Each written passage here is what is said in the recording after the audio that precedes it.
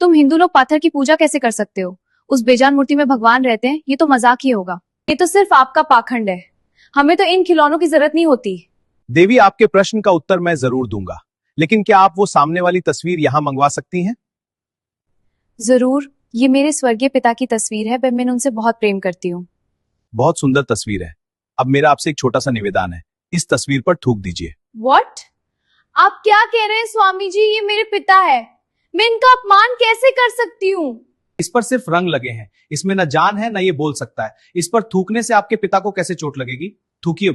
स्वामी जी, ये सिर्फ कागज नहीं है, ये मेरी पूरी दुनिया है। इस तस्वीर को देखकर मुझे उनका प्यार याद आता है। आप मेरी भावनाओं का मजाक उड़ा रहे हैं। बस देवी, यही बात मैं आपको समझाना चाहता था। जैसे ये तस्वीर सिर्फ कागज है, पर आपके लिए आपके पिता हैं। इस तस्वीर को देखकर आपके मन में प्रेम आता है। बिल्कुल वैसे ही हम हिंदुओं के लिए मूर्ति सिर्फ पत्थर नहीं होती, वो हमारे ईश्वर का प्रतीक होती है। उस मूर्ति के माध्यम से हम उस परम शक्ति को महसूस करते हैं। ये अंधविश्वास नहीं, ये भावनाओं का विज्ञान है। लेकिन मेरे मन में एक और बड़ा सवाल है, अगर बुरा ना माने तो पूछूं? पूछिए देवी। पूरी दुनिया कहते हैं गॉड इज वन, हमारा भी एक ही गॉड है, लेकिन मैंने सुना है कि आप हिंदुओं के 33 करोड़ देवी देवता होते हैं। क्या आप लोग कंफ्यूज नहीं है? आखिर ईश्वर एक है या अनेक? सवाल बहुत पेचीदा है, एक ईश्वर या 33 करोड़ देवी देवता? देवी जी, सबसे पहले तो आपका सवाल ही गलत है। हिंदू धर्म में 33 करोड़ देवी देवता नहीं, 33 कोटि देवी देवता है। मतलब मैं कुछ समझी नहीं। हमारे वेदों में लिखा है 33 कोटि देवी देवता। संस्कृत में कोटि शब्द के दो अर्थ होते हैं। अंग्रेजों ने कोटि का अनुवाद करोड़ कर दिया और मजाक बना दिया। सिर्फ 33 प्रकार? कौन कौन से?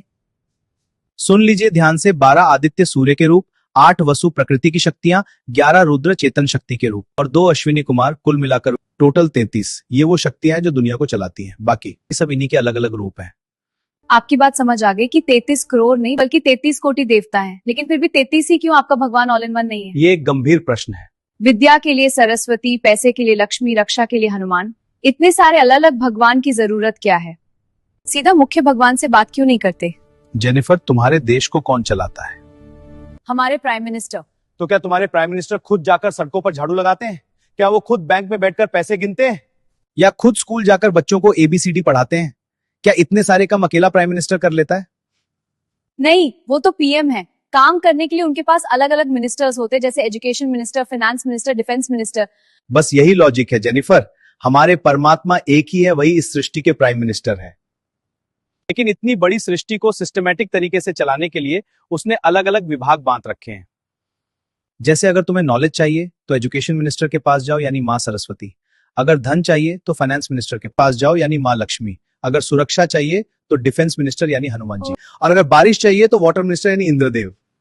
ओह, तो ये सब एक गवर्नमेंट सिस्टम की तरह काम करता है। बिल्कुल। हम अलग अलग देवताओं की पूजा इसलिए करते हैं ताकि उस विशेष शक्ति का लाभ ले सकें। लेकिन याद रखना जेनिफर, मिनिस्टर कोई भी हो, पावर उसी एक परमात्मा से आती है। वाव, इतना ऑर्गेनाइज सिस्टम।